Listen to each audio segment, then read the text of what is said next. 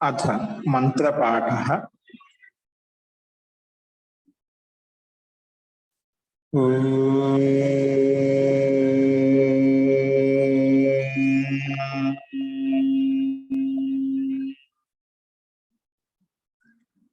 सहनाववतु सहनौ भुनक्तु सह वीर्यं करवावहै तेजस्विनावधीतमस्तु मा विद्विषावहै। ओम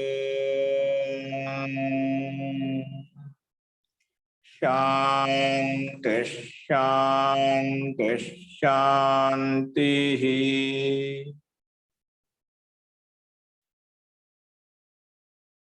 सर्वेभ्यो नमः।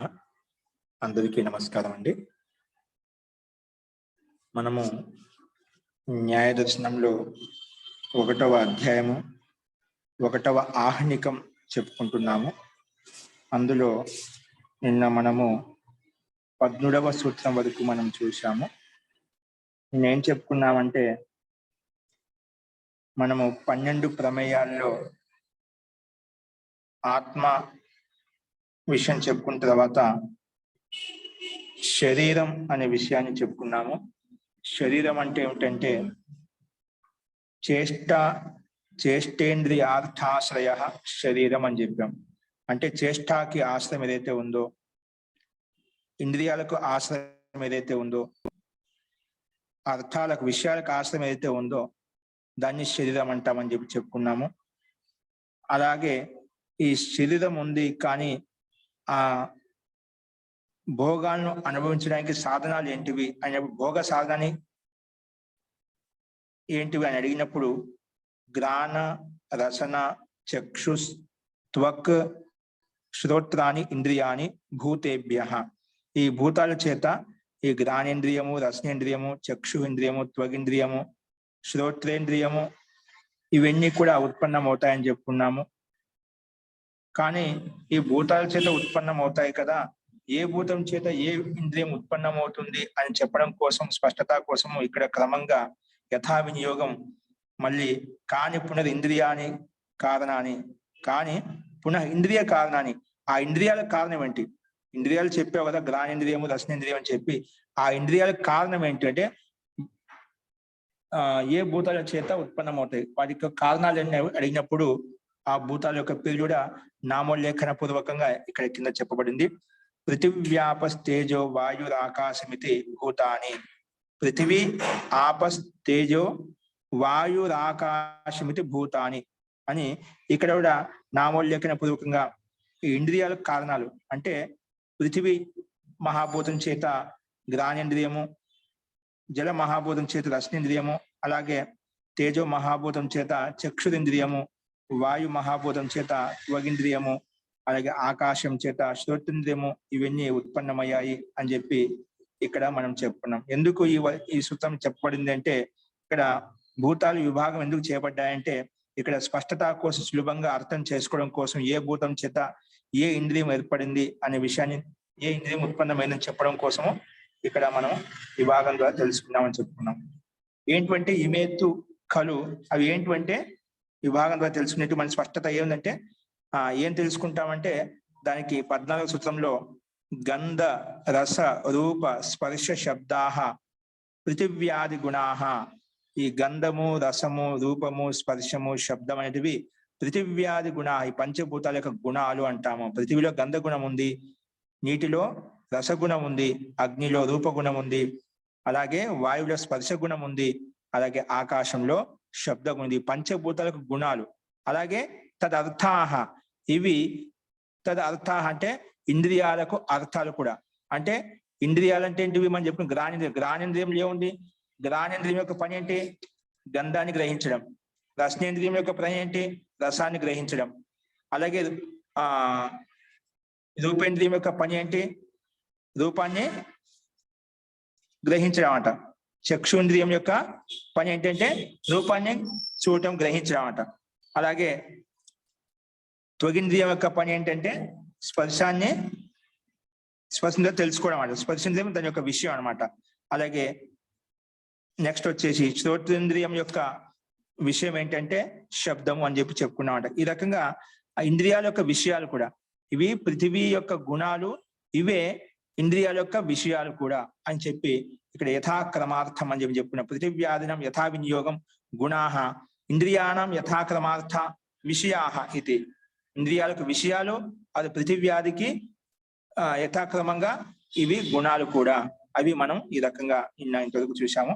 అస్తు. నేను చెప్పిన పాఠంలో ఎవరికన్నా ఏమైనా సందేహాలు ఉన్నాయా?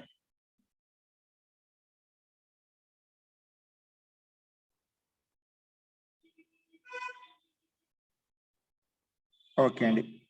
మహోదయ, దీన్నే పంచీకరణము అంటారు కదా? ఏంటండి? దీనినే పంచీకరణము అని అంటారా? పంచీకరణం అంటే మీరు ఇంకేమైనా చెప్పుకున్నారు దానికి చెప్పండి. విడదీయండి. పంచీకరణ ఏం తీసుకుంటారు? పంచీకరణంలో అంటే అన్ని ఒక్కొక్క దానికి ఒక్కొక్కటి, ఒక్కొక్క భూతము అన్ని కలిసి మెయిన్ ఏదైతే ఉందో, మెయిన్ గా దేనికైతే ఉందో దానికి ఒక్కొక్క తన్మాత్ర ఉద్భవిస్తుంది అని చెప్పేసి.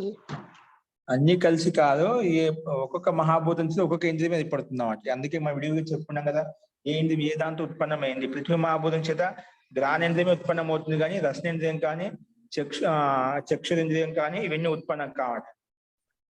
అట్లా నియమించబడి వినియోగించబడ్డాయి. దీనికి ఇదే నాసికాంద్రియం ఎల్లప్పుడూ గంధగుణంతో పృథ్వీ మహాభూతంతో పనిచేస్తుంది, రసనేంద్రియము జలంతోనే పనిచేస్తుంది. అలాగే వినియోగించబడ్డాయి. ఇది దీనికి దీనికంటే అన్ని కలిసి ఒకే మహాభూతం ఏర్పడదు, ఒకే ఇంద్రియం. అన్ని కలిసి శబ్దము, వాయువు నుంచి స్పర్శ, అగ్ని నుంచి రూపము, జలం నుంచి రసము, భూమి నుంచి వాసన అనుకున్న తర్వాత మళ్ళీ ఇప్పుడు కామ, క్రోధ, శోక, మోహ, భయం ఇట్లాంటివి వచ్చినాయని ఆకాశం నుండి అట్లా మళ్ళీ ఒక్కొక్కటి అలా. ఇవన్నీ మామూలుగా ఆ ఇంద్రియాలు ఏ విషయాన్ని గ్రహిస్తున్నాయో ఆ విషయాన్ని గ్రహించడం వల్ల అది ఇంద్రియాల సన్నికర్షం అవుతుందన్నమాట. ఇంద్రియాల సన్నికర్షం ప్రత్యక్షమైనప్పుడు అది మనసుకు మళ్ళీ మనసు సంయోగం అవుతుంది. మనహ అనేది ఆత్మతో సంయోగం చేసినప్పుడు ఆ విషయ జ్ఞానం ఆ ఆత్మకు చెందుతుందన్నమాట. అవి ఇంద్రియ విషయాలు అన్నమాట. ఇప్పుడు కామ, క్రోధ, లోభ, మదం, ఆశ్చర్యం ఏంటి? ఒక కామంతో చూస్తున్నామంటే అక్కడ రూపాన్ని చూస్తున్నాము, ఒక వస్తువుని చూస్తున్నాము, ఒక పదార్థాన్ని, ఒక వ్యక్తిని చూస్తున్నాము. అది ఇక్కడ వాసన చూడొచ్చు. వాసన చూసినప్పుడు గంధగుణం పనిచేస్తుంది. రూపాన్ని చూసినప్పుడు అగ్నిగుణం అగ్ని మహాభూతం పనిచేస్తుంది. అలాగా అక్కడ ఈ పంచభూతాల యొక్క అన్ని రకాల ఏ విషయాన్ని గ్రహించాలో అక్కడ అన్ని పనిచేస్తుంటాయి అన్నమాట. చెప్పడం కోసం ఇవన్నీ కలిసి ఒక్కొక్క విషయాన్ని భిన్న భిన్న గ్రహిస్తూ ఉంటాయి. ఆ భిన్న భిన్నంగా గ్రహించేటువంటి విషయానికి మనసు అన్నిటిని సేకరించి అది ఆత్మకు అందజేస్తుంది. ఆత్మకు అది సుఖ దుఃఖానుభూతిని పొందుతూ ఉంటుంది అన్నమాట.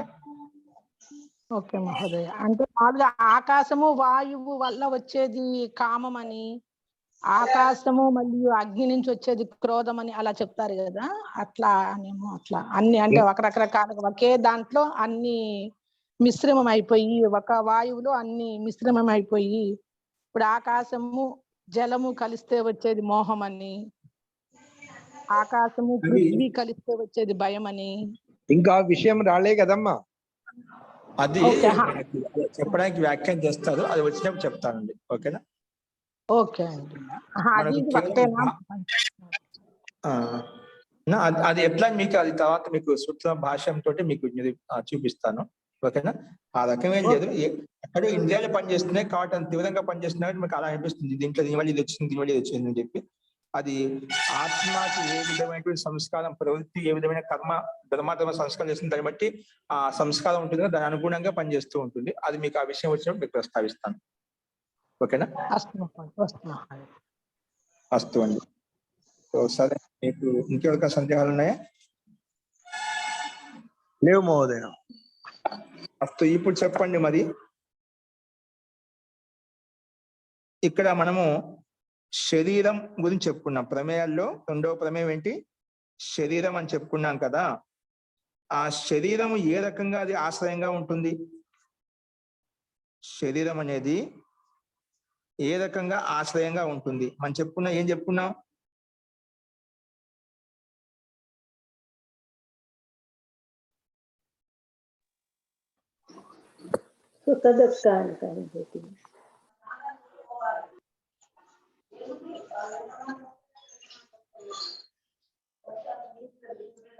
చేష్ట ఇంద్రియ అర్థ ముందు ఆశ్రయించుంటుంది శరీరం అనేది ఇంద్రియానికి ఆశ్రయం ఏ విధంగా?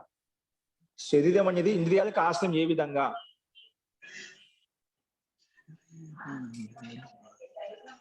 శరీరము ఇంద్రియాలకు ఏ విధంగా ఆశ్రయంగా ఉంటుంది? ఆత్మకు సాధనము కాబట్టి. అదే ఆ రక సాధనాలు ఇవన్నీ. నాకు విషయం చెప్పాను తాత్పర్యం ఇక్కడ భాషణంలో కథం ఇంద్రియాశ్రయా అన్నప్పుడు అక్కడ మనకు ఒక కొటేషన్ ఉందన్నమాట. యస్య అనుగృహీతే అనుగృహీతాని ఉపఘాతే చ ఉపహతాని అని చెప్పి. అంటే శరీరం అనుగ్రహం చేత ఏవైతే అనుగ్రహించబడతాయో అవి వినాశమైన విధంగా వినిష్టమైపోతాయో, అంటే ఏ ఏ విషయాలు రూపాది విషయాలు ఏవైతే ఉన్నాయో, రూపాది ఇంద్రియాలకు విషయాలు ఏవైతే ఉన్నాయో వాటిని ఈ శరీరం అనుగ్రహించినప్పుడే వాటిని విషయాలు అనుగ్రహిస్తాయి. ఆ శరీరంలో ఉండే ఇంద్రియాలు పనిచేయలేదు అనుకోండి, అవి అనుగ్రహించబడమంట, అవి విషయాన్ని స్వీకరించబడమంట. అలాగా ఇవన్నీ ఈ శరీరం మాధ్యమంతో జరుగుతున్నాయి కాబట్టి ఈ రకంగా ఇంద్రియాలకు ఆధారము. ఈ శరీరమే లేకపోతే ఇంద్రియాలు లేవు, ఆశ్రయభూతంగా ఉండలేవు అన్నమాట. కాబట్టి ఆధారభూతంగా ఉన్నాయి కాబట్టి ఇది ఇంద్రియాలకు ఆధారభూతం అంటే శరీరం అని చెప్పి చెప్పుకున్నామట. అన్నిటికీ ఆధారం శరీరం, లేకపోతే ఏమీ లేవు ఇవన్నీ ఉండడానికి. నివాస యోగ్యం శరీరం అన్నమాట. దీన్ని మనం ఒక మాట చెప్పాలంటే ఈ చేష్ట ఇంద్రియ అర్థాశ్రయ, చేష్టాలకు అంటే ప్రవృత్తికి, అర్థ అంటే ఇంద్రియాలకు, విషయాలకు ఆధారభూతమని శరీరం అని చెప్పాం. ఇవి లేకపోతేనా శరీరం లేకపోతే ఇవన్నీ లేవు అన్నమాట. ఇవన్నీ ఎక్కడ ఉంటే అక్కడ శరీరం ఉంటుంది, ఈ శరీరం ఉందంటే ఇవి ఉంటాయి అన్నమాట. అంటే ఒకదానికి ఒకటి పురకాలు ఇవి. ఇక్కడ ఈ మొత్తం సూత్రాన్ని ఒక మాటలు చెప్పాలంటే ఈ విధంగా చెప్పచ్చు.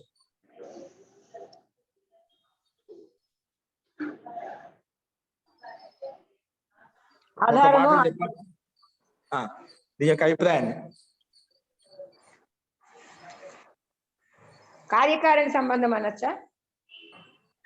అలా కాకుండా ఎలా చెప్పాలంటే ఇక్కడ అంటే ఇది ఇష్టానికి మరి దీని యొక్క అభిప్రాయం ఏంటంటే ఈ సూత్రం యొక్క ఏతో ఇష్ట వస్తు పదార్థాలు ఏవైతే వాటిని ప్రాప్తి కోసము, అనిష్ట వస్తు అనిష్ట పదార్థాలు ఏవైతే వాటిని తొలగించుకోవడం కోసం చేసే ప్రయత్నం ఏదైతే ఉందో అది ప్రవృత్తి అనమాట. ఏంటి?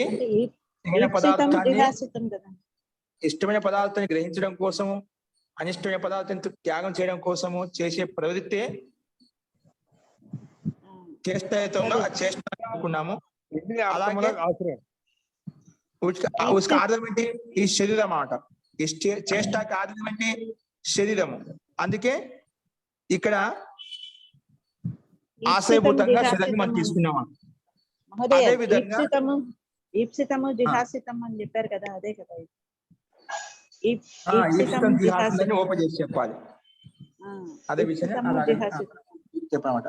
అదే లాస్ట్ది అర్థాశ్రయం చెప్పిన. అర్థాశ్రయం అనేది శరీరానికి ఏ విధంగా ఆధారపడుతుంది?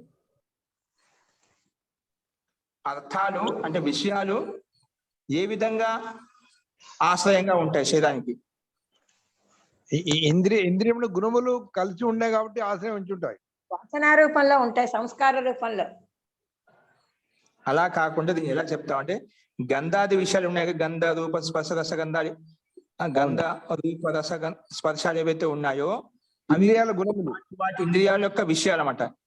అంటే ఏ ఇంద్రియానికి ఏ విషయం సపరేట్ గా ఉంది మనకు. ఆ విషయాలు ఏవైతే ఉన్నాయో, సుఖ దుఃఖానుభూతులు ఏవైతే ఉన్నాయో అవి ఇవన్నీ కూడా శరీరం ఉన్నప్పుడే ఉంటాయి, శరీరం లేనప్పుడు ఉండవు అన్నమాట. ఇంద్రియాలు వాటి యొక్క విషయాలను ఎప్పుడు గ్రహించగలుగుతాయి?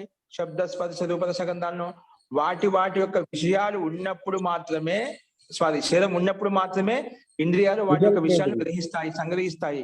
అది ఈ శరీరమే లేదనుకోండి, ఈ విషయాలు ఇంద్రియాల విషయాలు గ్రహించలేవు. కానీ ఈ రకంగా శరీరం అత్యంత ఆధారభూతంగా ఉంది. అందుకే అర్థాలకు కూడా ఇది ఆశ్రయము. అంటే శబ్ద స్పర్శ రూప రసగంధాలు కూడా ఆశ్రయము, ఇంద్రియాలకు కూడా ఆశ్రయము. అలాగే చేష్ట, ఒక చేష్ట చేయాలంటే శరీరం కావాలి.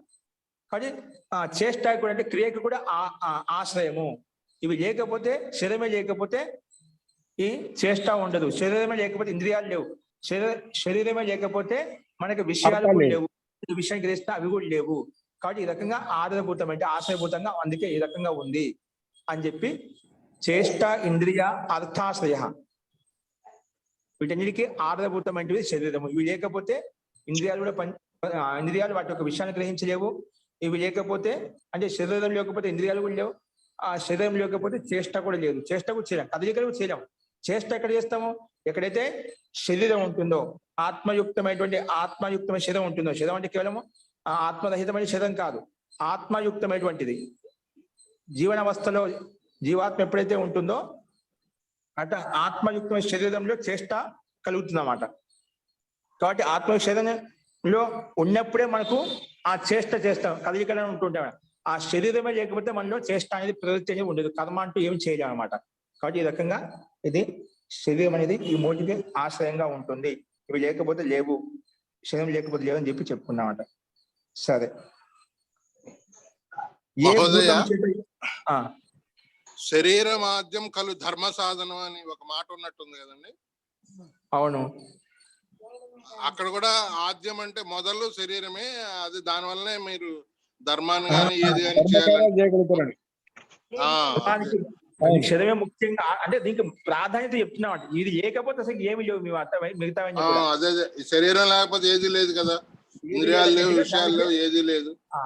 అందులో ప్రవృత్తి ముఖ్యము, మనకు కర్మ ముఖ్యము, చేష్ట, అలాగే ఇంద్రియాలు ముఖ్యం, దాని యొక్క విషయాలు ముఖ్యం. ఇవే లేకపోయినా అంటే ఇవన్నీ ఉండాలంటే శరీరం ఉండాలన్నమాట. నేను విడుదల ముఖ్యంగా పనిచేస్తాను కదా, అందుకే అన్నిటికీ ప్రాధాన్యంగా శరీరాన్ని చూపించాడు. అందుకే ఆ ఇంద్రియాల కంటే ముందు ఇదే ప్రస్తావించాలన్నమాట. ఓకే, ధర్మ సాధన అంటే శరీరం బాగుంటే ధర్మాలు అయితే ప్రవృత్తి ఏదో మనం చేయగలుగుతామట. కాబట్టి అదొక ప్రాధాన్యత చూపించాడు. అస్తు, పంచేంద్రియాలు ఏంటివి? ఇక్కడ చెప్పిన ప్రకారంగా భూతేభ్య పంచేంద్రియాలు ఉత్పన్నమవుతాయని. ఒక్కొక్క ఇంద్రియం చెప్పండి. గ్రహణ, రసన, చక్షు, త్వక్, శ్రోత్ర ఇంద్రియాన్ని.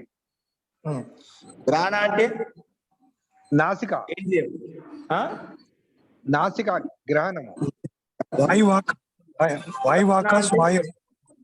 రసనేంద్రియం అంటే నాలుక ప్రకారం, నాలుక.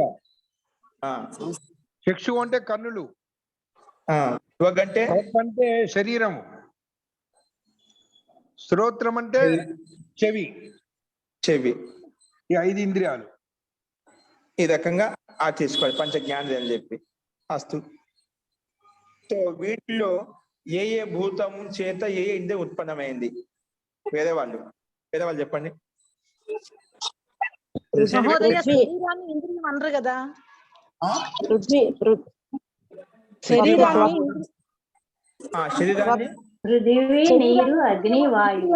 పిలుస్తారా? శరీరాన్ని పిలుస్తారా, స్పర్శని పిలుస్తారా ఇంద్రియం అని? చర్మాన్ని అంటారు. మొత్తం శరీరంలో స్పర్శ ఉంటుంది సంపూర్ణంగా చెప్పారు. చర్మ అంటే చర్మం అని చెప్తే సరిపోతుంది. ఆ చర్మం ఎక్కడ అక్కడ స్పర్శ ఉంటుంది అన్నమాట. అదే అంటే ఇక్కడ స్పర్శని ఇంద్రియం అంటామా? ఏంటి ఇంద్రియం అని పిలిచేది? ఆ స్పర్శని ఇంద్రియం అని పిలుస్తామా, చర్మాన్ని ఇంద్రియం అని పిలుస్తామా? చర్మాన్ని అంటాం. ఇప్పుడు త్వగింద్రియం అంటే త్వచము అంటే త్వచం చర్మము, త్వగింద్రియము. ఇక్కడ మనకి చెప్పాం కదా, ఇంద్రియాని గ్రాణ, రసన, చక్షు, త్వక్, శ్రోత్ర ఇంద్రియాని, వీటిని ఇంద్రియాలు అంటాం అన్నమాట. త్వక్ అంటే చర్మాన్ని, స్పర్శనే కాదు. స్పర్శ ఏంటి? అది విషయం. ఏంటి విషయం? ఎవరికి విషయము? త్వగింద్రియానికి విషయం అన్నమాట, శరీరానికి. ఓకే, ఇప్పుడు శబ్ద, స్పర్శ, రూపరస, వాసనలు సంబంధించిన విషయాలు. ఓకే, అస్తు మహోదయ. 4+ విషయాలు కూడా ఓకేనా? అలాగే ఇక్కడ పృథ్వీ మహాభూతం చేత ఏమో ఉత్పన్నమవుతుంది? గ్రహణము. గంధము. జల మహాభూతం చేత రసం. అలాగే అగ్ని మహాభూతం చేత రూపము. అలాగే వాయు మహాభూతం చేత స్పర్శ. ఆకాశ మహాభూతం చేత ఆకాశం శబ్దం. శబ్దం. కానీ ఇవి ఏమంటాము? ఈ గంధ రస రూప స్పర్శ శబ్దాలు ఏమంటాం? వీటి గుణాల విషయాల ఏంటివి? తత్వాలు. గుణాలు విషయాలు వాటి యొక్క తత్వం. గుణాలు విషయాలు రెండు కూడా. ఈ గుణాలు అడుగుతున్నాను ఏంటి? పంచ తన్మాత్రలు. తన్మాత్రలు ఓకే, శబ్ద స్పర్శలు కదా తన్మాత్రలు ఓకే. అక్కడ అడిగినది ఇవి గుణాలు అంటామా? ఏంటికి గుణాలు ఇవి? ఒక్కొక్క ఇంద్రియానికి గుణము. పృథివ్యాది క్రమంగా ఒక్కొక్క పృథివీ గంధము గుణము, వీటి గుణం అంట. పృథివీలో గంధ గుణం ఉంది, అలాగే జలంలో రసగుణం ఉంది, వీటి గుణాలు అంటామంట. గంధము రసం ఇటువంటి ఏమంటాం? గుణాలు అంటామంట. అలాగే ఇంద్రియాలకు ఇవి విషయాలు కూడా. ఏం చెప్పాను? ఇంద్రియములకు అంటే గ్రాహేంద్రియము రసనేంద్రియం ఏవైతే చెప్పుకున్నప్పుడు వాటికి విషయాలు కూడా. ప్లస్ ఇవి ఈ పృథివీకి, జలానికి, అగ్నితత్వానికి, వాయుతత్వానికి, ఆకాశతత్వానికి ఇవి గుణాలు కూడా. అర్థమైందా? ఇప్పుడు పృథివీలో ఏ గుణం ఉందంటే చెప్పాలి గంధగుణం చెప్పాలి. జలంలో ఏ గుణం ఉందంటే వెంటనే రసగుణం ఉందని చెప్పాలి. అంటే పృథివీలో రసగుణం లేదు మళ్ళీ అంటే ఏ మహాభూతులు ఏ గుణాలు ఉంటే నియమించబడ్డాయి, వినియోగించబడ్డాయి అన్నమాట. పృథివీలో గంధగుణం అంటే గంధగుణం ఉంటుంది, రసగుణం కానీ రూపగుణం కానీ ఉండదు అన్నమాట. అందుకే ఆ రకంగా ఒక్కొక్క మహాభూతంలో ఒక్కొక్క గుణం ఉంది. అలా క్రమంగా మనకి ఇక్కడ చెప్పుకుంటాం. లక్షణం అని కూడా అనొచ్చా గురూజీ? స్వామీజీ లక్షణం అని అనొచ్చా గురూజీ? లక్షణం లక్షణం అంటారు కదా. లక్షణం అన్నా గుణం అన్నా ఒకటే. లక్షణం అన్నా చెప్పుకోవచ్చు, ఇబ్బంది అలా కూడా చెప్పుకోవచ్చు. అందుకే పృథివ్యాది గుణాహ లేదా లక్షణం అంటే లక్షణం అంటే ఒకటి దానికి వ్యాఖ్య అవుతుంది. గుణం చెప్పడం స్పష్టంగా సామాన్యంగా లక్షణం కూడా చెప్తుంటారు. లక్షణం అంటే దానికి విస్తృతన. ఆ గుణం అంటే ఉంటేనే మనం విడిది చెప్తాం అన్నమాట. దాని యొక్క లక్షణం, పృథివీ యొక్క లక్షణం ఏంటి? లక్షణం చెప్పు, గుణం ఏం చెప్పాలి. ఓకేనా? ఎందుకంటే గుణాలు ఎప్పుడు గుణిలో ఉంటాయి అన్నమాట. గుణాలు ఎప్పుడు ఎక్కడ ఉంటాయి? గుణిలో. గుణి అనేది పృథివీ అయితే దాని యొక్క గుణము గంధం అన్నమాట. ఓకేనా? గుణాలు ఎప్పుడు గుణిలోనే ఉంటాయి. కానీ ఈ రకంగా మనం అర్థం చేసుకోవాలి. అలాగే ఇంద్రియాల యొక్క విషయాలు కూడా అని చెప్పి మనం చెప్పుకున్నాం. ఓకేనా? ఓకే అండి. ఈ రకంగా మనం ఇవి గుర్తు పెట్టుకోవాలి. ఏం చెప్పాను? ఇవి గుణాలు ప్లస్ అలాగే తదర్థాః పృథివ్యాది గుణాః తదర్థ. తదర్థ అంటే ఇంద్రియార్థ, ఇంద్రియాలకు కూడా విషయాలు కూడా ఇవి. ఓకేనా? వీటి కోసమే ప్రయత్నిస్తారు. గంధం కోసమే, రసం కోసమే, రూపం కోసమే, స్పర్శ కోసమే, శబ్దం కోసమే ఈ పంచజ్ఞానాలు వాటి విషయాన్ని గ్రహిస్తూ ఉంటాయి. ఓకేనా? అవే ఆ సుఖ దుఃఖానుభూతిని ఆత్మకు తీసుకెళ్తూ ఉంటాయి మనసు మాధ్యంతో, మన మాధ్యంతో. అస్తు. ఈ రకంగా మనం చూసాము, మీకు స్పష్టమైంది అనుకుంటాను. అస్తు. క్రమంగా మనకు ప్రమేయాల్లో మనం ఆత్మ, శరీరము, ఇంద్రియము, అర్థము ఇంతకు చెప్పుకున్నాం. ఆత్మ, శరీర, ఇంద్రియ, అర్థ 4 ప్రమేయాలు చెప్పుకున్నా. 5వ ప్రమేయం వచ్చేసి ఈరోజు బుద్ధి. ఏంటి 5వ ప్రమేయం? ఏంటి? బుద్ధి. అదేంటో చూడండి.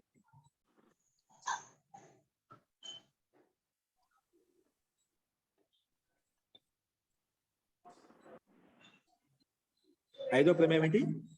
ఇక్కడ బుద్ధి ఇచ్చారా చూద్దాం. ఇక్కడ 15 సూత్రానికి బుద్ధి యొక్క ప్రమేయం చెప్పేటప్పుడు దాని యొక్క ముందుగా అవతరణిక ఇచ్చారు. ఇక్కడ దాని యొక్క భూమిక అదంటే చూద్దాం. అచేతనస్య కరణస్య బుద్ధేది జ్ఞానం. జ్ఞానం అంటే వృత్తి, వృత్తి అంటే వ్యాపారం అంటే అచేతన కరణస్య బుద్ధే, అచేతనస్య కరణస్య అచేతనస్య కరణస్య బుద్ధే జ్ఞానం వృత్తి. జ్ఞానం వృత్తి అంటే వృత్తి అంటే వ్యాపారం అంటే అచేతనమైనటువంటి కారణం ఏదైతే ఉందంటే అచేతనమైనటువంటి కారణం అంటే బుద్ధి ఏదైతే ఉందో దాని యొక్క వ్యాపారమే అంటే బుద్ధి యొక్క వ్యాపారమే జ్ఞానము. ఏం చెప్తున్నా ఇక్కడ? అచేతనస్య కరణస్య బుద్ధేది వృత్తి జ్ఞానం అంటే బుద్ధి యొక్క వ్యాపారమే జ్ఞానం అంటారు ఇక్కడ. ఇప్పుడు అచేతనం అంటే ఈ బుద్ధి అనేది అచేతనమే, చైతన్యంతో యుక్తం కాదు. చైతన్యం కేవలం జీవాత్మకే ఉంది, లేదా పరమాత్మకే ఉంది. ఇక్కడ బుద్ధి ఇది ఎందుకంటే పంచమహాభూతాలతో ఉత్పన్నమైంది కదా. ఈ బుద్ధి కూడా మహాతత్వం చేత ఉత్పన్నమైంది అన్నమాట. అందుకే ఇక్కడ ఏమంటున్నా అంటే అచేతనస్య కరణస్య బుద్ధేహి జ్ఞానం అంటే జ్ఞానానికి వృత్తి అన్నమాట. అంటే బుద్ధి యొక్క వ్యాపారం ఏదైతే ఉందో, వ్యాపారమే జ్ఞానం అన్నమాట. బుద్ధి ఏదో క్రియాకలాపాలు చేస్తుంది, విషయాన్ని నిర్ధారిస్తుంటుంది, విషయాన్ని నిశ్చయిస్తుంటుంది అన్నమాట. ఆ బుద్ధి యొక్క వ్యాపారం ఏదైతే ఉందో, బుద్ధి అంటే ఇది వ్యాపారం, దాన్ని జ్ఞానం అంటాము. అచేతనస్య కరణస్య బుద్ధేది జ్ఞానం, బుద్ధి యొక్క వ్యాపారమే జ్ఞానము అని చెప్పి ఇక్కడ ఒక ప్రస్తావన పూర్వపక్షి తీసుకొచ్చాడు అన్నమాట. చేతనస్య అకర్తు ఉపలబ్ధిరితి యుక్తి విరుద్ధం అర్థం ప్రత్యాచక్షాణక ఇవ ఇదమాహ. కానీ చేతనస్య అకర్తు ఉపలబ్ధి అంటే చేతన జీవాత్మే కదా, బుద్ధి ఏమో అచైతన్యమైంది, అంటే చైతన్యయుక్తం కాదు, చైతన్యం లేదు బుద్ధిలో. కానీ చేతనస్య అకర్తు, ఆ చైతన్యమైంది అకర్త, కర్త కాదంటే జ్ఞానానికి కర్తగా చెప్పడం లేదన్నమాట. చేతనస్య అకర్తు ఉపలబ్ధి అంటే ఉపలబ్ధి అంటే జ్ఞానం అన్నమాట. ఉపలబ్ధి అని కూడా జ్ఞానం అని చెప్పి తర్వాత తెలుసుకుంటాము. పూర్వపక్షి ప్రస్తావన ఏదైనా చేతనస్య అకర్తు, చైతన్యం ఉంది కానీ దాని జ్ఞానానికి కారణం కాదన్నమాట. జ్ఞానం ఎక్కడ వస్తుంది? బుద్ధే వ్యాపారం జ్ఞానం, బుద్ధి యొక్క వ్యాపారం జ్ఞానం అంటున్నాడు. అది అచైతన్యమైంది. ఆ చైతన్యం అంటే బుద్ధి అయితే కారణం అంటే సాధనం అయితే ఉందో దాని యొక్క వ్యాపారమే జ్ఞానం అని చెప్పి పూర్వపక్షి ప్రస్తావిస్తున్నాడు. కానీ ఇక్కడ చేతనస్య అకర్తకు ఉపలబ్ధి రీతి యుక్తి విరుద్ధం. ఇప్పుడు బుద్ధి అనేది చైతన్యవంతం కాదు, అంటే జడ వస్తువు, జడ పదార్థం. కానీ అటువంటిప్పుడు అదే జ్ఞానానికి కారణం అని చెప్పామనుకోండి, వారి పూర్వపక్షి ప్రస్తావన ప్రకారం, వాక్యం ప్రకారంగా ఏమర్థం అవుతుంది? బుద్ధి యొక్క వ్యాపారమే, అంటే జడ బుద్ధి యొక్క వ్యాపారమే కారణము, వ్యాపారమే జ్ఞానం అంటున్నాం. అక్కడ జడ బుద్ధి యొక్క వ్యాపారమే జ్ఞానం అంటున్నాం. కానీ చేతనస్య అకర్త, అప్పుడు ఏమవుతుంది? చేతన జీవాత్మ అది కర్త కాదు, జ్ఞానానికి కర్త కాదనమాట. అలాగే చేతనస్య అకర్తు ఉపలబ్ధి, ఆ చేతన అకర్తకు ఉపలబ్ధి అంటే జ్ఞానం కలుగుతుంది అనేది యుక్తి విరుద్ధం అట. అది చెప్పడానికి యుక్తి విరుద్ధంగా ఉంది. అది బుద్ధి జడ వస్తువు అంటున్నావు, దాంట్లో మరి దానికి జ్ఞానం కలుగుతున్నావు అంటున్నావు. అది ఎలా ఉంది? చేతనస్య అకర్తు ఉపలబ్ధి రీతి, ఆ చేతనయుక్తమైన జీవాత్మకి ఈ ఉపలబ్ధి జ్ఞానం కలుగుతుంది అనేది ఈ విషయం మాత్రము యుక్తి విరుద్ధం. యుక్తి విరుద్ధం అర్థం ప్రత్యాచక్షానక, యుక్తి విరుద్ధమైనటువంటి అంటే విరుద్ధ కథను చెప్తున్నటువంటి అర్థాన్ని తీసుకొని చెప్పాడు ఇక్కడ. అది యుక్తి విరుద్ధం అర్థం ప్రత్యాచక్షానక ఇవ ఇదమాహ. అది యుక్తి విరుద్ధమైన విషయాన్ని ఇక్కడ ప్రస్తావించాము, అది యుక్తి సంగతం కాదు అనే విషయాన్ని చెప్పడం కోసం ఇక్కడ ఈ సూత్రం చెప్పబడింది. అంటే పూర్వపక్షి సాంఖ్య సిద్ధాంతం ప్రకారంగా బుద్ధి ఇది జడ పదార్థం. సాంఖ్య సిద్ధాంతం ప్రకారంగా చెప్పినాం ప్రకృతి మహాన్ మహతో అహంకార తన్మాత్రమే పంచభూతాన్ని భూతేభ్య ఇంద్రియ అని చెప్పి మనం ఏ విధంగా చెప్పుకున్నాం, ప్రక్రియ చెప్పుకున్నాము. అంటే ఆ ప్రకారం మహాత్వం అంటే బుద్ధితత్వం అని చెప్పుకున్నామంట. అంటే అది ఉత్పన్నమైందన్నమాట. అంటే జడ వస్తువు, ప్రకృతి జడ ప్రకృతితో ఉత్పన్నమైందన్నమాట. జడ ప్రకృతి కాబట్టి అది అచేతన జీవాత్మకు ఉపలబ్ధి కలుగుతుంది అని చెప్పడంలో ఈ యుక్తి విరుద్ధంగా ఉంది. కానీ సాంఖ్య మతాన్ని ఖండించడం కోసం, ఈ అభిప్రాయం ఖండించడం కోసము ఇక్కడ కింద యుక్తి విరుద్ధం అర్థం ప్రత్యాచక్షాన విరుద్ధమైన అర్థం చెప్తూ దానికి ఇవ ఇదం ఆహ అంటే ఆ విషయం ఖండించడం కోసం ఇక్కడ సూత్రం ప్రస్తావించబడుతున్నాడు. ఏంటి సూత్రం? ఇక్కడ మహర్షి గౌతమ్ ఏం చెప్పారంటే బుద్ధి ఉపలబ్ధి జ్ఞానం ఇది అనర్థాంతరం. బుద్ధి ఉపలబ్ధి జ్ఞానం ఇది అనర్థాంతరం. బుద్ధి అన్య, ఉపలబ్ధి అన్య, జ్ఞానం అన్య, ఇవన్నీ పర్యాయ శబ్దాలు. అనర్థాంతరం, అర్థాంతరం కాదు, వేరే అర్థం కాదు, ఒకే అర్థము, ఒకే అర్థాన్ని తెలియజేస్తాయి. ఒకే అర్థాన్ని తెలియజేస్తాయి. పైన చెప్పిన చేతనస్య అకర్తృతి ఉపలబ్ధి, ఆ చైతన్య అకర్త అయిన చేతనాత్మకి, చైతన్యయుక్తమైన అకర్తకి చైతన్యం ఉంది కదా, ఆ కర్త జ్ఞానానికి కర్త కాదనమాట. అక్కడ ఉపలబ్ధి అంటున్నాడు. అక్కడ ఉపలబ్ధి అని కూడా జ్ఞానమే కదా. అట్లా యుక్తి విరుద్ధమైన అర్థం ఎందుకు చెప్తున్నావు? ఆ యుక్తి విరుద్ధమైన అర్థం ఖండించడం కోసమే మహర్షి గౌతమ్ మహర్షి ఇక్కడ ఈ సూత్రం చెప్పారన్నమాట. బుద్ధి ఉపలబ్ధి జ్ఞానం ఇది అనర్థాంతరం. బుద్ధి అన్య, ఉపలబ్ధి అన్య, జ్ఞానం అనే ఈ న్యాయదర్శనం ప్రకారంగా, న్యాయశాస్త్రం ప్రకారంగా ఇవి మూడు పర్యాయ శబ్దాలు. బుద్ధి అన్య జ్ఞానమే, ఉపలబ్ధి అన్య జ్ఞానమే, జ్ఞానం అంటే కూడా జ్ఞానం అని తెలుసు అనమాట. కాబట్టి ఇవన్నీ కూడా పర్యాయ శబ్దాలు. బుద్ధి ఉపలబ్ధి జ్ఞానం ఇది అనర్థాంతరం అంటే అర్థాంతరం కాదు, ఒకే అర్థము, వేరు వేరు అర్థాలు కాదు అని చెప్పి ఈ 15 సూత్రం మనకు చెప్పిందన్నమాట. చూడండి ఇక్కడ భాష్యంలో నా అచేతనస్య కరణస్య బుద్ధేది జ్ఞానం భవితుం అర్హతి. అచేతన కరణిక నా అచేతనస్య కరణస్య బుద్ధేది జ్ఞానం భవితుం అర్హతి. అంటే అచైతన్యం అంటే ఇక్కడ బుద్ధి కదా, అచైతన్యవంతమైన చైతన్యంతో ఒక జడ పదార్థం అన్నమాట. కానీ జడ పదార్థం కరణమే అంటే సాధనమే. జడ కరణ అచేతనస్య కరణస్య బుద్ధిక జ్ఞానం నా భవితుం అర్హతి. ఇక్కడ జడ బుద్ధికి జ్ఞానం అనేది సంభవించదు. అచేతనయుక్తమైనటువంటి బుద్ధికి చైతన్యం ఎక్కడైతే అక్కడే జ్ఞానం సంభవిస్తుంది. సుఖ దుఃఖానుభూతి యొక్క జ్ఞానం అనేది ఆత్మకే చెందుతుంది అన్నమాట. చైతన్యయుక్తమైన ఆత్మకి చెందుతుంది, కానీ జడ పదార్థానికి ఈ జ్ఞానానుభూతి కలగదు. సుఖ దుఃఖానుభూతి యొక్క జ్ఞానం ఏదైతే ఉందో అది కలగదు. అందుకే నా అచేతనస్య కరణస్య బుద్ధేది జ్ఞానం భవితుం అర్హతి. బుద్ధిగా పైన పూర్వపక్షి కదా సాంఖ్య సిద్ధాంత ప్రకారంగా.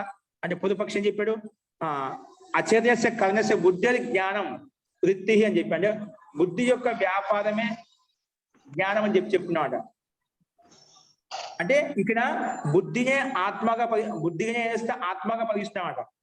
బుద్ధినే ఆత్మగా తీసుకుంటున్నామాట. కానీ అది జడ పదార్థానికి జ్ఞానం సంభవించదు. సుఖ దుఃఖానుభూతి యొక్క జ్ఞానం సంభవించే తాత్పర్యం.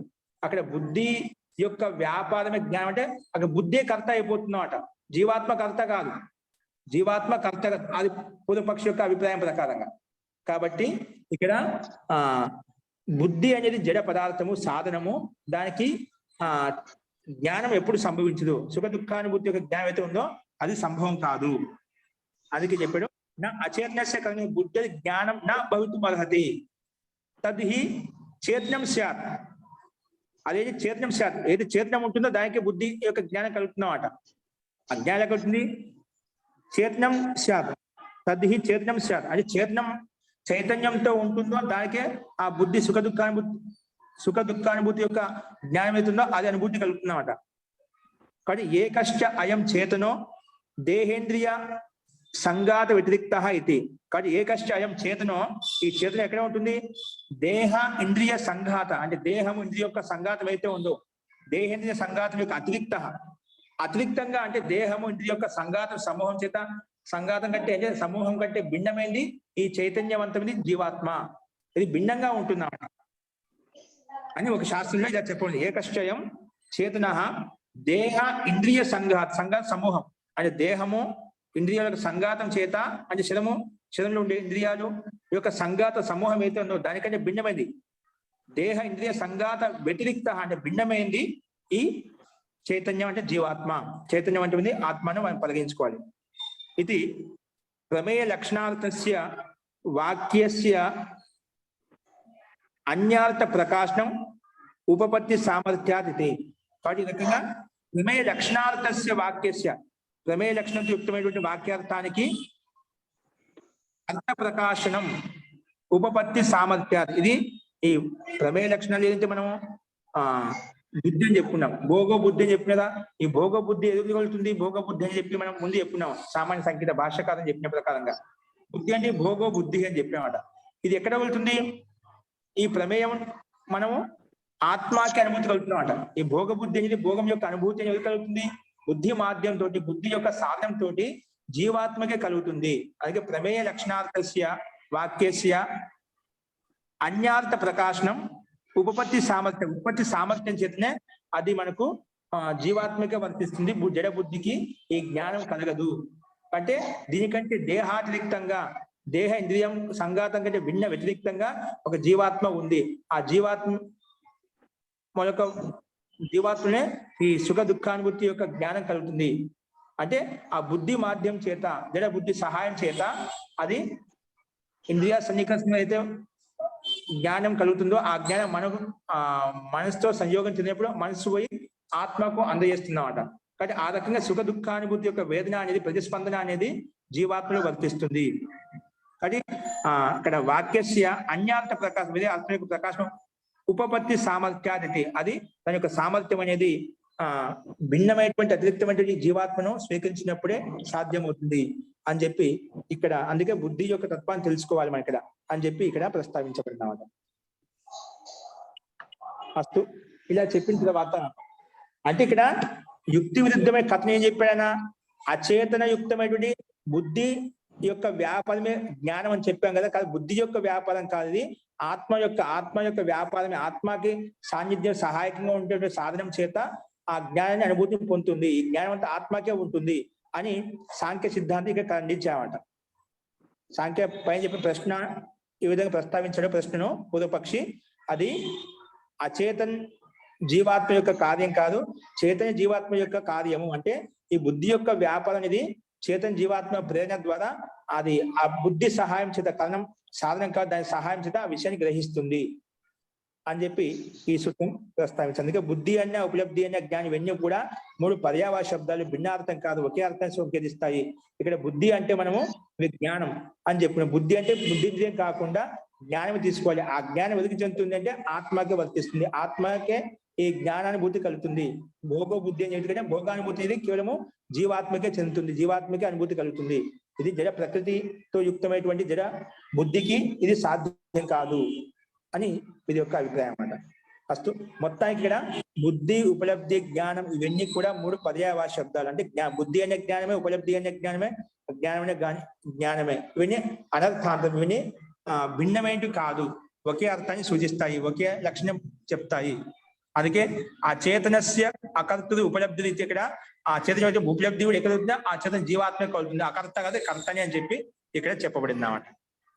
అస్తు అలా చెప్పిన తర్వాత నెక్స్ట్ మనం ప్రమేయ పదార్థాల బుద్ధి గురించి చెప్పుకున్న తర్వాత నెక్స్ట్ వచ్చేసి మనస్సు చెప్తున్నమాట.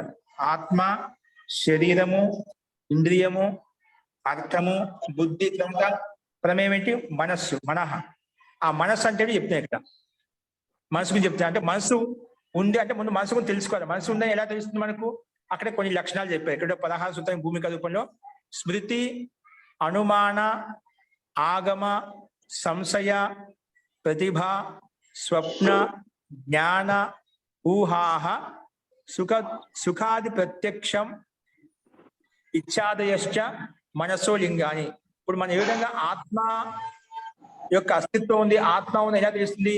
ఇచ్ఛ, ద్వేష, ప్రయత్న, సుఖ, దుఃఖ, జ్ఞానాన్ని ఆత్మలో లింగం అని చెప్పారు. ఇవన్నీ ఎక్కడైతే ఉంటుందో అక్కడ ఆత్మ ఉంటుంది చెప్పాను కదా. అలాగే మనసు విషయంలో కూడా ఇవే ఇచ్ఛాది ద్వేషాలు ఎక్కడైతే ఉంటాయో, అలాగే ఇంకా స్మృతి ఎక్కడైతే ఉంటుందో, అనుమానం ఎక్కడైతే ఉంటుందో, ఆగం ఎక్కడైతే ఉంటుందో, సంశయం ఎక్కడైతే ఉంటుందో, ప్రతిభ ఎక్కడైతే ఉంటుందో, స్వప్నము, జ్ఞానం, ఊహ, సుఖాది ఎక్కడైతే ఉంటాయో అక్కడ కూడా ఆత్మ ఉందని తెలుసుకోవాలి. అందుకే సుఖాది ప్రత్యక్షం, సుఖ దుఃఖానుభూతి ప్రత్యక్షం కలుగుతుందా అది. తర్వాత ఇచ్ఛాది గుణాలు కూడా ఉన్నాయి. ఇచ్ఛా, ద్వేష, ప్రయత్నాలు ఏవైతే ఉంటాయో అక్కడ ఇవన్నీ ఉన్నాయి. దాన్ని బట్టి మనసు కూడా ఉందని చెప్పి ఆత్మని ఏ విధంగా గుర్తించామో ఇవన్నీ ఆత్మకు లక్షణాలు. అదే విధంగా ఇవి మనసు యొక్క కూడా లక్షణాలు. ఇవి ఎక్కడైతే ఉంటాయో అక్కడ మనసు కూడా ఉంటుంది, ఇవి ఎక్కడైతే ఉంటాయో అక్కడ మనసు కూడా ఉంటుంది అని చెప్పి ఇక్కడ చెప్పారన్నమాట. కాబట్టి స్మృతి, అనుమాన, ఆగమ, సంశయ, ప్రతిభ, స్వప్న, జ్ఞాన, ఊహ, సుఖాది ప్రత్యక్షం, సుఖ దుఃఖాది అంటే ప్రత్యక్షం ఏవైతే ఉన్నాయో అవి, ఇచ్ఛాదయశ్చ ఇంకా ఇచ్ఛా, ద్వేష, ప్రయత్న, సుఖ దుఃఖ, జ్ఞానం ఏవైతే ఉన్నాయి ఇవన్నీ కూడా మనసో లింగాన్ని, మనసు యొక్క లక్షణాలు. మనసు ఉందని చెప్పడంలో, గుర్తించడంలో ఇవన్నీ ప్రామాణికంగా ఉంటాయన్నమాట. తేసు సత్సు ఇయమపి, ఇవన్నీ ఉన్నప్పుడు తేసు సత్సు ఇయమపి, ఇయమంటే 16 సూత్రం చెప్పారు. యుగపత్ జ్ఞానానుపత్తి మనసో లింగం. ఇవన్నీ ఉన్నప్పటికీ కూడా ఇన్ని లక్షణాలు అంటే మనసు ఉందని ఈ పైన చెప్పినటువంటి ప్రకారాల ప్రకారం మనసు ఉందని చెప్పినప్పటికీ కూడా, ఇన్ని లక్షణాల ద్వారా చెప్పినప్పటికీ కూడా ఏమవుతుంది? తేసు సత్సు అపి, తేసు సత్సు ఇయమపి. అప్పుడంటే ఇవన్నీ ఉన్నప్పుడు కూడా యుగపత్ జ్ఞానానుపత్తి మనసో లింగం. ఇవన్నీ ఉన్నప్పుడు కూడా కానీ ఒక సమయంలో ఒకే విషయాన్ని గ్రహిస్తుంది, అన్ని విషయాలు గ్రహించదు. మనసు ఒక సమయంలో ఒకే ఇంద్రియం యొక్క విషయాన్ని గ్రహిస్తుంది, కానీ అనేక ఇంద్రియాల విషయం ఉండొచ్చు. ఉన్నప్పటికీ కూడా ఒక సమయంలో ఒకే ఇంద్రియ యొక్క విషయాన్ని గ్రహిస్తుంది. భిన్న భిన్న అనేక అర్థాల యొక్క విషయాన్ని ఒకేసారి ఒకే సమయంలో గ్రహించదు. అది చెప్పి యుగపత్ జ్ఞానానుపత్తి, ఉపపత్తి కాదు, అనుపపత్తి మనసో లింగం. యుగపత్ జ్ఞానానుపత్తి మనసో లింగం అని చెప్పి ఇక్కడ ప్రస్తావించబడింది అన్నమాట. చూడండి అదేంటో చూద్దాం. ఇక్కడ ముందుగా ఒక్కొక్క చూడండి. ఇక్కడ మనకు స్మృతి అంటే మనకు తెలుసు. స్మృతి విషయంలో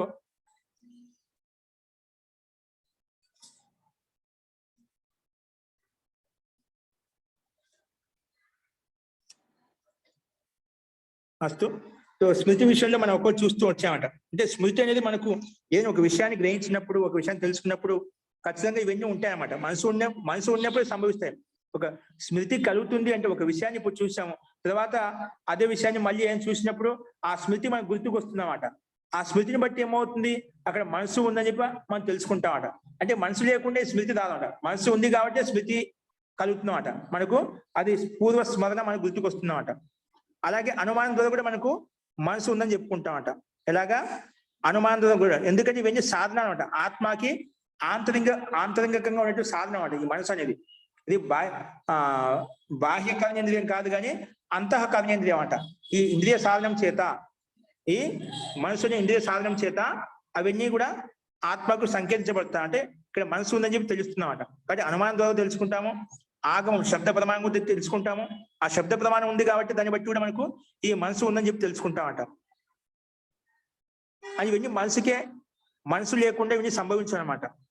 కాబట్టి ఇవన్నీ కూడా శబ్ద ప్రమాణం ఏదైతే యథార్థ జ్ఞానం తెలుసుకునేటప్పుడు ఆ యథార్థ జ్ఞానం బట్టి ఏది చూసామో దాని స్మృతి ఏర్పడింది అనుకోండి, దాన్ని బట్టి కూడా మనసు ఉందని తెలుస్తుంది. అంటే ఇక్కడ చెప్పినటువంటి విషయాలు ఏవైతే ఉన్నాయో స్మృతి, అనుమానము, ఆగము, సంశయము, ప్రతిభ, స్వరూపము, జ్ఞానము, ఊహ, సుఖ దుఃఖాలు, వీటన్నిటిని గుర్తించడం ఇవన్నీ ఉన్నప్పటికీ కూడా వీటన్నిటిలో కూడా స్మృతి అనేది అనివార్యంగా ఉంటుందని. ఈ అన్ని విషయాల్లో కూడా వీటన్నిటికీ స్మృతి అనేది మనకు అనివార్యంగా సహాయకంగా ఉంటుందన్నమాట. ఈ స్మృతి ద్వారానే మనకు మనసు ఉందని చెప్పి తెలుస్తుందన్నమాట. మనసు ఉందని చెప్పి మనం గ్రహిస్తాం అనమాట. కాబట్టి వీటన్నిటిలో స్మృతి అనేది మనకు కంపల్సరీగా ఉంటుంది. దీన్ని బట్టి మనసు యొక్క అస్తిత్వాన్ని నిరూపించగలుగుతాం అన్నమాట. అదే ఈ విషయాన్ని ఇక్కడ చెప్పారు.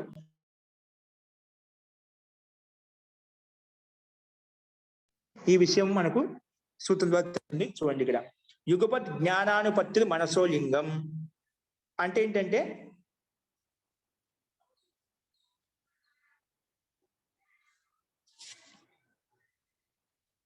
ఒకే కాలంలో అనేక జ్ఞానాలు ఉత్పన్నమైనప్పటికీ కూడా ఒక సమయంలో ఒకే ఇంద్రియం యొక్క విషయమే గుర్తించబడుతుంది.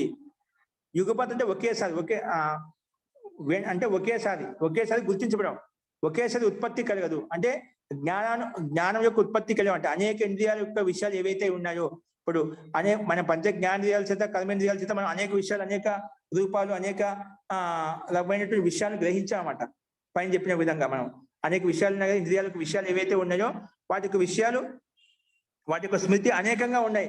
అనేకంగా ఉన్నప్పటికీ కూడా మనకు మస్తిష్కంలో, మన స్మృతిలో, మన మనసులో సూక్ష్మ శరీరమైనటువంటి ఆ లింగ శరీరాంతర్గతంలో ఉన్నటువంటి మనసు ఏదైతే ఉందో ఇవన్నీ ఆ సంస్కార రూపంలో అన్ని ఉన్నాయి, అన్ని విషయాలు ఉన్నాయి.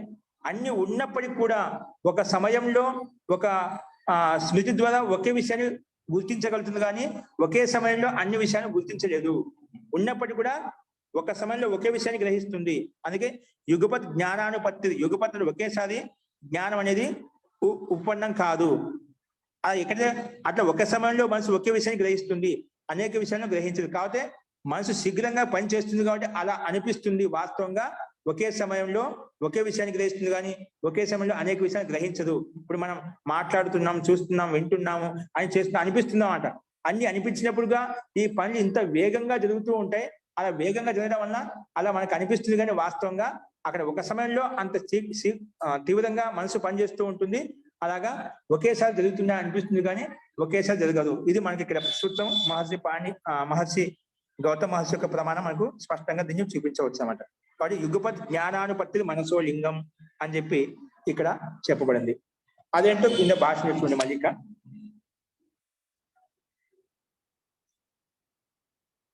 అనింద్రియ నిమిత్తాః స్మృత్యాదయః, ఇవేంటండి ఈ స్మృతి ఏవైతే ఉన్నాయో అనింద్రియ నిమిత్తాః స్మృత్యాదయః కారణాంతర నిమిత్తా భవితుం అర్హంతి.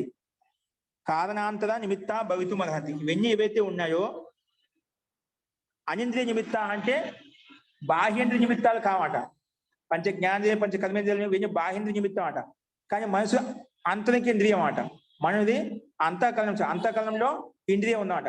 ఇక్కడ అనింద్రియ నిమిత్త అంటే బాహ్యేంద్రియ నిమిత్తం కాదు అని తాత్పర్యం. ఇక్కడ అనింద్రియ నిమిత్తాః స్మృత్యాదయః కారణాంతర నిమిత్త భవితు పదంతి. అంటే కారణాంతరం భవితు పదం అంటే వేరే కారణం సంభవిస్తున్నాడు, ఏదే కారణం అవ్వచ్చు. అంటే వేరే కారణం ఏంటి? ఆంతరిక ఇంద్రియం అంటే మనసు ద్వారా ఇవి సంభవిస్తాయి. ఆంతరిక ఇంద్రియము మనసు ఏదైతే ఉందో, ఈ మనసు ఉన్నప్పుడే ఇవన్నీ కూడా ఏంటి పైన చెప్పిన స్మృతి, అనుమానము, ఆగము, సంశయము, ప్రతిభ ఇవన్నీ ఎప్పుడు కలుగుతాయి? కరణాంతరం అంటే విను బాహ్యేంద్రియాలు కూడా కరణాలే అయినప్పటికీ కూడా కరణాంతరం అంటే వేరే నిమిత్తం ఏంటి? మనసు అంటే ఆంతరిక ఇంద్రియం. కరణాంతర నిమిత్త భవితు మదంతి, వేరే ఇంద్రియం ద్వారా అవి సంభవిస్తాయి. ఇవన్నీ కూడా ఇవన్నీ అంటే స్మృతి, అనుమానము, సంశయం ఇవన్నీ కూడా ఈ మనసు ఉన్నప్పుడే ఇవన్నీ ఉంటాయి. మనసు లేకపోతే ఇవన్నీ సంభవించవు అని ఇక్కడ ఆ రకం చెప్పబడింది. అనింద్రియ నిమిత్త అంటే ఇక్కడ బాహ్యేంద్రియ నిమిత్తం కాదు అని అర్థం చేసుకోవాలి. అస్తు యుగపచ్చ ఖలు గ్రాణాదీనాం గంధాదీనాం చ సన్నికర్షేషు సత్సు యుగపత్ జ్ఞానాన్ని నా ఉత్పద్యంతే. యుగపత్ ఒకేసారి గ్రాణాదీనాం గంధాదీనాం చ అంటే గ్రాణం అంటే గంధగుణము, గ్రాణాదీనాం గంధాదీనాం చ అంటే ఈ గుణాలు ఏవైతే ఉన్నాయో వాటి యొక్క విషయాలు ఏవైతే ఉన్నాయో సన్నికర్షేషు సత్సు అంటే ఇంద్రియ సన్నికర్షం జరిగినప్పటికీ కూడా యుగపత్ జ్ఞానాన్ని నా ఉత్పత్తి అంటే ఒకేసారి అన్ని ఇంద్రియాల యొక్క విషయాలు ఒకేసారి అవి స్వీకరించబడవు, గ్రహించబడవు. నా సన్నికర్ష సత్సు ఉన్నప్పటికీ కూడా యుగపత్ జ్ఞానం ఒకేసారి ఆ జ్ఞానం యొక్క ఉత్పత్తి కలగదు. నా ఉత్పత్తి అంతే. దాన్ని బట్టి ఏమవుతుంది? తేన అనుమీయతే అస్తి తత్తత్ ఇంద్రియ సంయోగి సహకారి నిమిత్తాంతరం అవ్యాపి యస్య ఆ సన్నిధే న ఉత్పద్యతే, యస్య ఆ సన్నిధే న ఉత్పద్యతే జ్ఞానం సన్నిధేశ్చ ఉత్పద్యతే ఇది. అంటే దేని యొక్క సన్నిధి లేదో అప్పుడు ఆ జ్ఞానం ఉత్పన్నం కాదు, దేని యొక్క సాన్నిధ్యం ఉంటుందో అప్పుడు జ్ఞానం ఉత్పన్నం అవుతున్నాం. అందుకే ఇక్కడ అది ఎట్లా ఉంటుంది? మనసు అనుమానం ద్వారా తెలుసుకుంటాం. తేన అనుమీయతే అస్తి తత్తత్ ఇంద్రియ సంయోగి అంటే ఏ ఇంద్రియానికి ఏ విషయం అయితే ఉందో ఆ ఇంద్రియ సంయోగం చేత, సహకారం చేత నిమిత్తాంతం, వేరే నిమిత్తాంతం అంటే మనసు అనేది అది అవ్యాపి, పూర్తిగా వ్యాపించలేదన్నమాట. అంటే అన్ని ఇంద్రియాలతో వ్యాపించలేదు, ఒక సమయంలో ఒకే ఇంద్రియంతో వ్యాపించి ఉందన్నమాట. కాబట్టి యస్య ఆ సన్నిధే నా ఉత్పద్యతే జ్ఞానం, దేనికి సన్నిధి లేదో అప్పుడు జ్ఞానం ఉత్పన్నం కాదు. సన్నిధేశ్చ ఉత్పద్యతే ఇది. దేని ద్వారా అంటే ఏ ఇంద్రియం చేత ఏ విషయంతో సాన్నిధ్యం చెందుతుందో, అంటే ఏ ఇంద్రియం యొక్క విషయంతో ఆ మనసు సాన్నిధ్యం చెందుతుందో అప్పుడు మాత్రమే ఆ ఇంద్రియం యొక్క విషయము అది ఆ జ్ఞానం కలుగుతుంది. ఆ జ్ఞానమే ఆత్మ కలుగుతుంది అన్నమాట. అందుకే సన్నిధేశ్చ జ్ఞానం ఉత్పద్యతే, ఆ సన్నిధేశ్చ జ్ఞానం నా ఉత్పద్యతే అని ఈ రకంగా ఇంద్రియాల సన్నికర్షం ఏ ఇంద్రియం యొక్క విషయంతో సన్నికర్షం జరిగిందో ఆ ఇంద్రియాన్ని గ్రహిస్తుంది. వేరే ఇంద్రియం యొక్క అది గ్రహణం ఉన్నప్పటికీ కూడా ఒక సమయంలో ఒకే పని చేస్తుంది, కానీ రెండో విషయం యొక్క అర్థాన్ని అది తెలియచేయదు. కాబట్టి తర్వాత యుగపత్ కాకుండా అది క్రమంగా ఒకదాని తర్వాత ఒకటి ఆ అర్థాన్ని, అంటే అర్థం యొక్క విషయాన్ని, జ్ఞానాన్ని గ్రహించి ఆత్మకు అందజేస్తూ ఉంటుంది. కాబట్టి మనః సంయోగ అనపేక్షస్య ఇంద్రియా సన్నికర్షస్య జ్ఞాన హేతుత్వే యుగపత్ ఉత్పద్యేరన్, జ్ఞాన హేతుత్వే యుగపత్ ఉత్పద్యేరన్ జ్ఞానాని ఇది.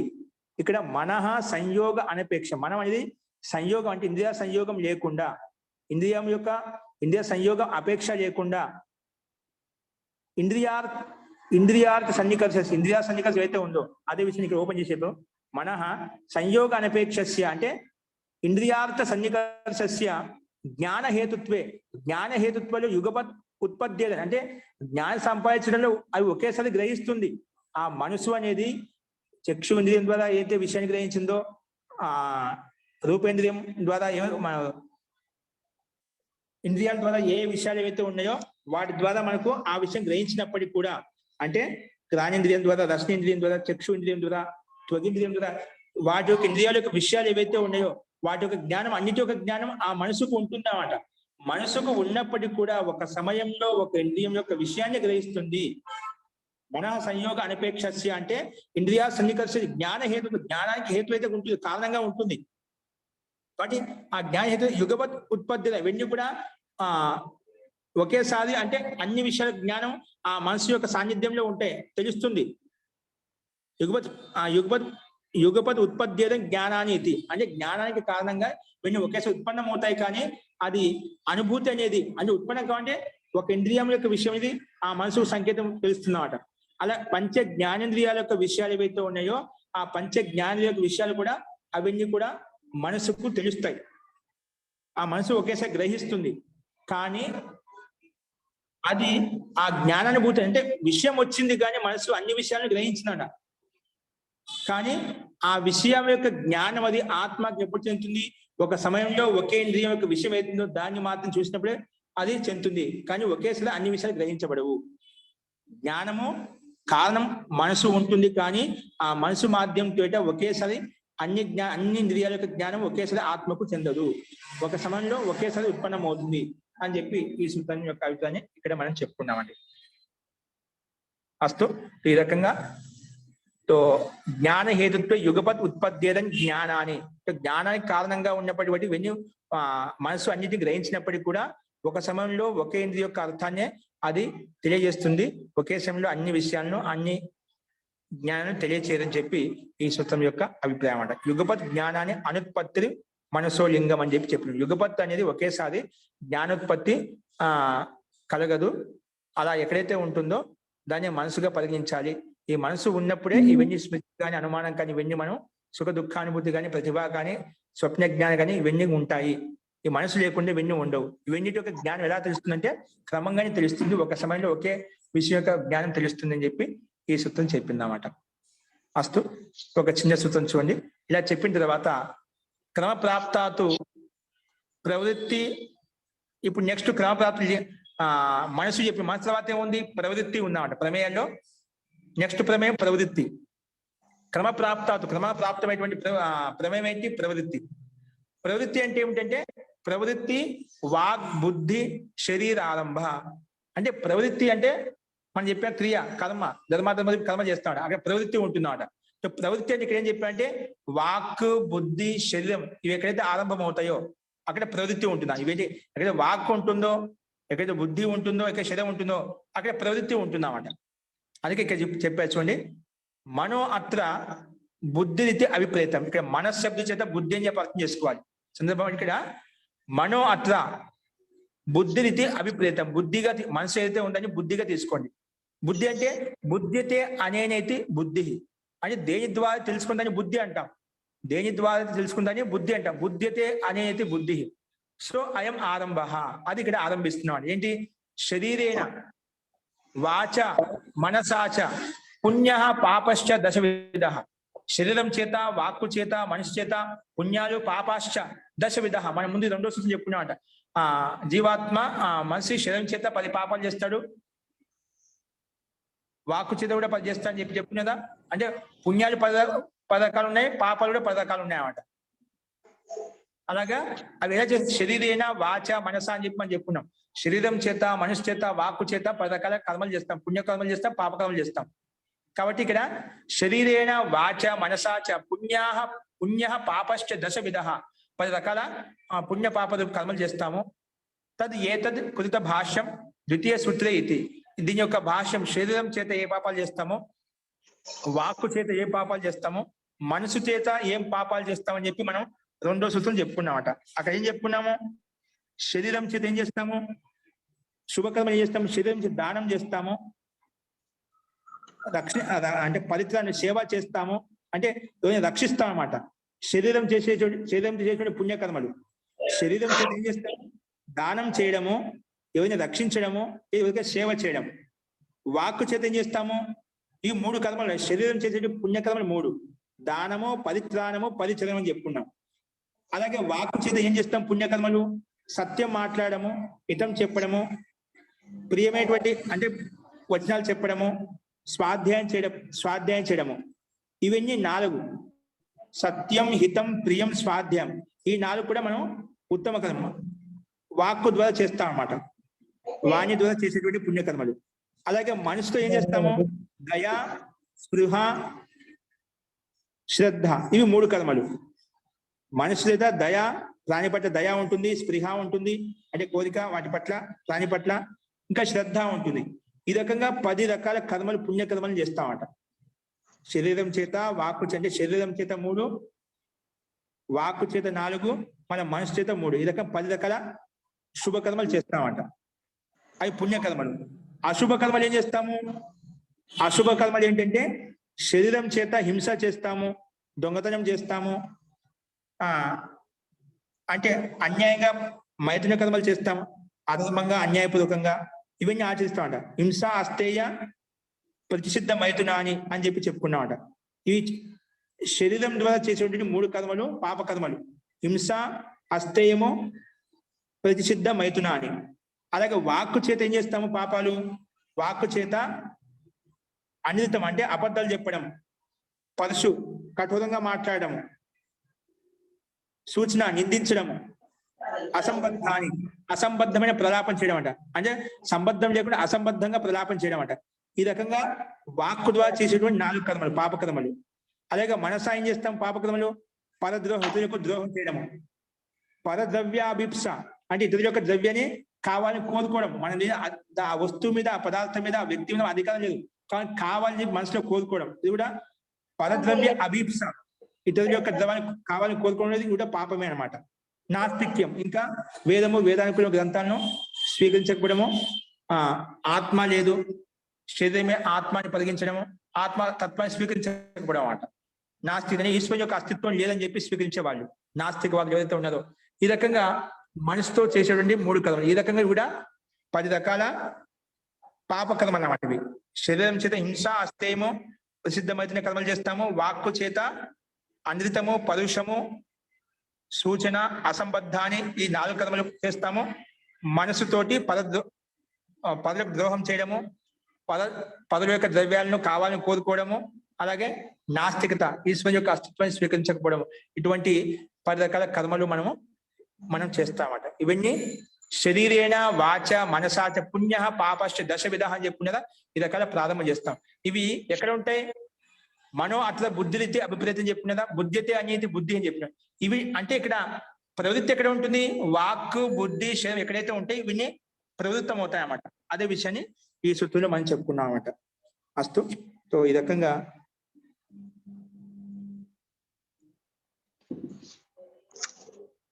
ఈ ప్రవృత్తి అంటే వాక్కు, బుద్ధి తన శరీరం యొక్క ఆరంభం, వ్యాపారం ఎక్కడైతే ఉంటుందనే ప్రవృత్తి అని చెప్పి చెప్పుకున్నాడు. ఓకేనా?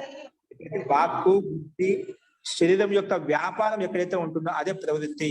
ఇక్కడ విని వ్యాపారం లేదా దశ విధమైన దశ విధ అంటే 10 రకాల పుణ్యకర్మలు, పాపకర్మలు ఎక్కడైతే చేస్తామో, క్రియ చేస్తామో అక్కడ